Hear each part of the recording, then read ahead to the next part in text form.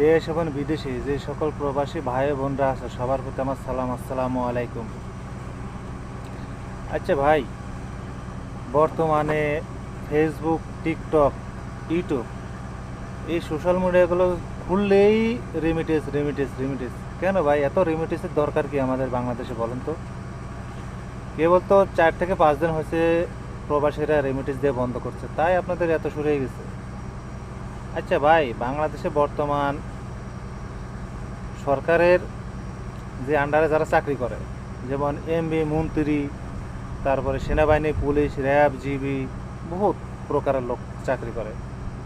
তো ওদের চাকরির বেতন থেকে আপনারা 20% করে কেটে নেন।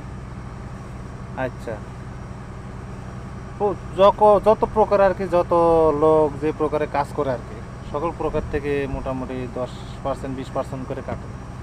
তাহলে তো দেশ সুন্দরভাবে চলে। সবাই আমাকে দিকে এরকম হাওয়ায় তাকায় থাকার কারণটা কি বলেন তো ভাই? কি যুক্তি আছে? আমাদের তো ভাই কোটাও নাই, আমাদের কোনো কিচ্ছু নাই।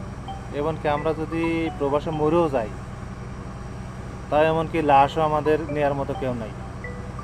আচ্ছা, একটা জিনিস চিন্তা করেন ভাইয়া, আমরা যারা সৌদি আরব বর্তমান আছি, অবস্থান করতেছি, এদের বাংলাদেশের 100-র ভিতরে প্রায় 40% লোকের আর কি আকামা নাই, আকামা ডেট এক্সপায়ার। কোথা না কোথাও, আল্লাহ না করুক, এরা যদি মারা যায়, তাহলে কি এদের লাশ কি দেশে যাবে না? এটা কি সরকার দেখবে না?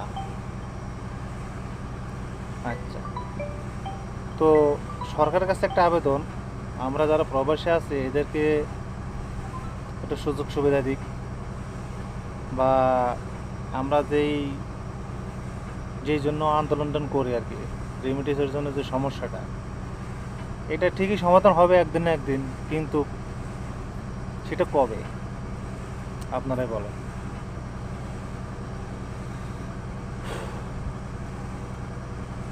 ভাই, বাংলাদেশে অনেক প্রকারের লোক আছে,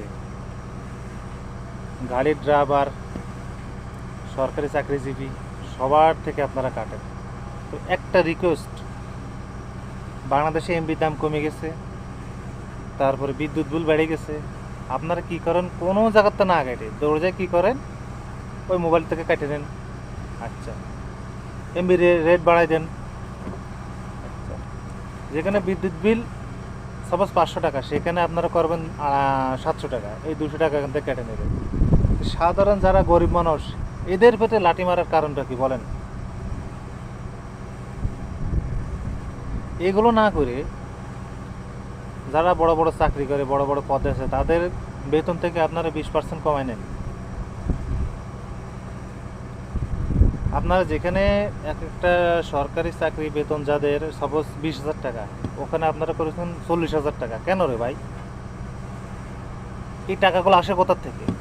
এই আমরা যারা প্রবাসী আছি, এদের থেকেই টাকাগুলো আপনারা নেন। কি বলো ভাই? বেশি বলা সমস্যা, বেশি বলতেও চাই না ভাই। সবাই ভালো থাকবেন। আমি যদি কোনো ভুল ত্রুটি করে বলে থাকি, মাপটা করে দিন ভাই। কথাগুলো মনে আসলো তাই বললাম। যদি ভালো লাগে তা বলেন, যদি ভালো না লাগে ভাই প্লিজ গালি দিয়েন না। আসসালামু আলাইকুম।